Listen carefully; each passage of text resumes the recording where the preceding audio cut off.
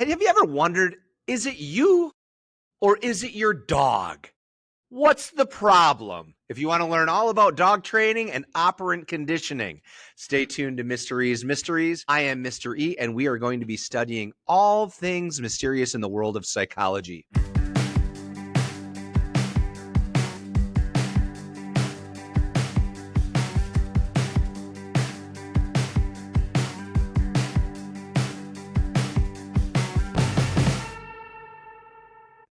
Hey, thanks so much for joining us today. Really wonderful conversation that we're going to have today about operant conditioning.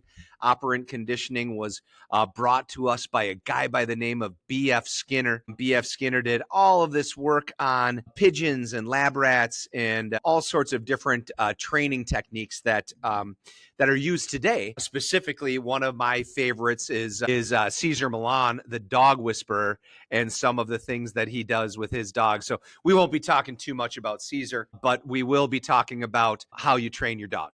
So with operant conditioning, it's one form of learning that takes place with our relationship to the environment. And with operant conditioning, we have 4 different forms of operant conditioning. We have positive reinforcement, negative reinforcement, positive punishment, and negative punishment. And we're going to take a look at each one of these, specifically how it relates to training your dog. One of the things that we won't talk too much about here is schedules of reinforcement and how, when you're giving them their treat, that sort of thing really makes a huge difference. We're not going to focus too much on that. We're just going to focus on the reinforcement and the punishment in general. So here we go. So the first form of operant conditioning is the one that we all have heard of before. That's positive reinforcement. So whenever we hear the word reinforce, reinforce means we want the behavior to occur again. Now, people oftentimes, so that's relatively simple, right? But people oftentimes get the word positive and negative messed up. Positive doesn't always mean good, okay? In positive reinforcement, positive means add something or give something, right? So you're adding something to the dog. So when your dog goes to the door to go potty and you give them a treat, you are giving them something that's positive, and then you're reinforcing it because by giving them something good, they are more likely going to do that behavior again. So that is positive reinforcement, okay? So that's an easy one.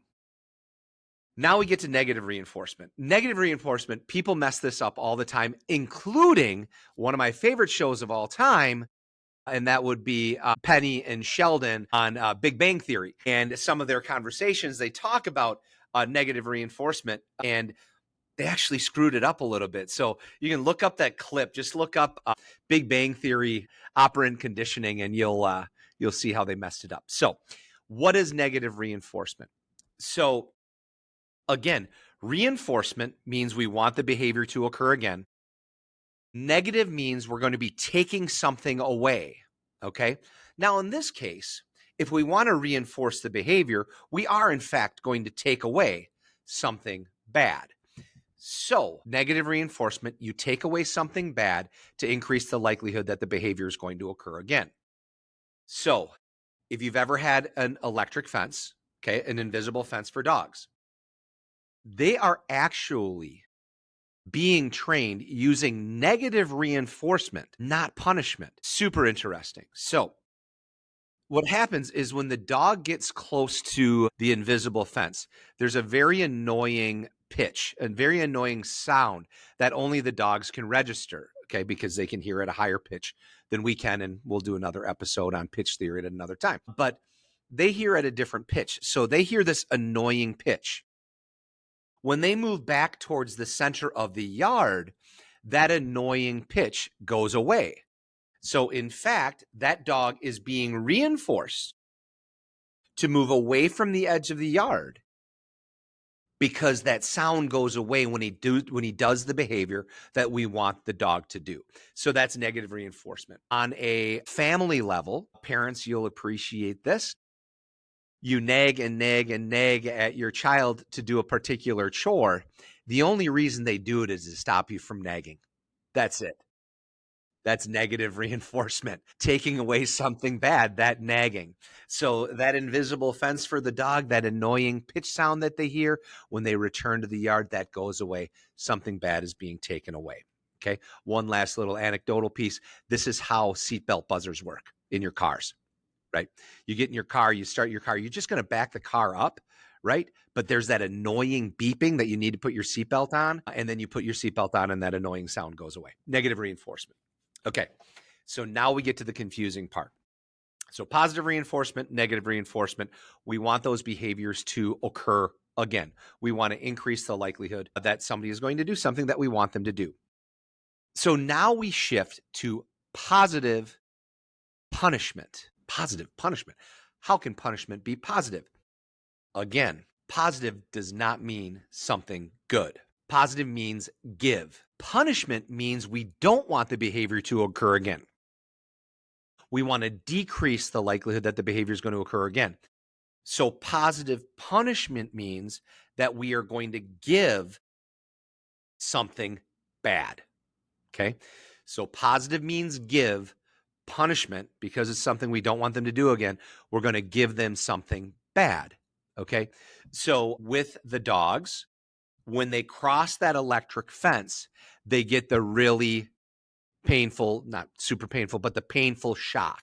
That would be a positive punishment. So not when they're hearing the buzzing and they come back in the yard and they feel better. It's when they actually cross that invisible fence line, that fence makes that electric shock feeling. They are being punished for stepping outside of the yard. That would be positive punishment. Again, people get confused. They hear positive, they think it means good. No, positive means add or give. Positive punishment, we are giving something bad. Okay. Just another piece of positive punishment. The timing of this is absolutely vital. So, and owners do this all the time. Hopefully you don't, but if you do, dogs run away, but then they come back. Do you punish them for running away? No, because what's happening in their mind is they're being punished for returning. They're not being punished for running away. So you punish them when they come back. Yeah, they're not going to want to come back because they know they'll be punished. So avoid that. That's just one little piece of advice with punishment. One of the really main big pieces of issues with punishment is punishment teaches you what not to do, but it doesn't teach you what to do. So whenever you're using punishment with a dog, you also have to train them to do what is the appropriate behavior. So if you punish your dog for like chewing on something they're not supposed to, that's fine, but they really don't comprehend what that means. What am I supposed to do with this frustration or anxious energy or sore teeth or whatever? Well, you teach them the actual correct behavior by giving them something that is appropriate for them to chew on and then reinforcing that behavior. And that teaches them that I can chew on things that are shaped like this. Okay. So that is positive punishment. Now, the last piece we have is negative punishment. This one can be a bit confusing too, because negative doesn't mean negative doesn't mean bad. Negative means take away. So negative punishment, we don't want the behavior to occur again. So we are actually going to take away something good. Okay. So negative punishment, we take away something good. So if you have a teenager and your teenager stays out late at night and breaks curfew, you take away their cell phone or you take away their privileges for driving. You're taking away something good. You are punishing them for their behavior by taking away something good. Okay. With dogs that are acting roughly with a toy and they're not playing well with another dog, you take away that nice toy. That is a form of negative punishment. So those are our 4 types of operant conditionings brought to us by B.F. Skinner.